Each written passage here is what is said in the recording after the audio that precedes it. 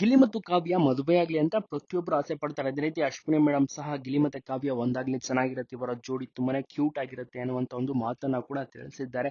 ಯಾಕೆಂದ್ರೆ ಅಭಿಮಾನಿಗಳು ಸಹ ನೋಡಿರ್ಬೋದು, ಹಲವಾರು ಪೇಜ್ಗಳಿದಾವೆ, ಎಡಿಟ್ ಗಳನ್ನ ಮಾಡ್ತಾರೆ, ಅದನ್ನ ಶೇರ್ ಮಾಡ್ಕೋತಾರೆ.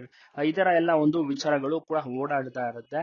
ಆದ್ರೆ ಅದನ್ನ ನೋಡಿದ್ರು ಎಲ್ರಿಗೂ ಕೂಡ ಖುಷಿ ಆಗುತ್ತೆ, ಯಾಕೆಂದ್ರೆ ಅಷ್ಟೇ ಚೆನ್ನಾಗಿ ಎಡಿಟ್ ಮಾಡಿರ್ತಾರೆ, ಅಷ್ಟೇ ಕ್ಯೂಟ್ ಆಗಿಯೂ ಸಹ ಈ ಒಂದು ಕಪಲ್ ಜೋಡಿ ಕಾಣುವಂತದ್ದು. ಸೊ ಹೀಗಾಗಿ ಪ್ರತಿಯೊಬ್ರು ಕೂಡ ಆಬ್ವಿಯಸ್ಲಿ ಇಷ್ಟಪಡೋದು ಸಾಮಾನ್ಯ ಗಿಲ್ಲಿ ಮತ್ತೆ ಕಾವ್ಯ ಜೋಡಿಯನ್ನ. ಒಟ್ಟಿಗೆ ಸಹ ಕಾಣಿಸ್ಕೊಂಡ್ಬಿಟ್ರಂತೂ ಜನರು ಇನ್ನಷ್ಟು ಖುಷಿ ಪಡ್ತಾರೆ.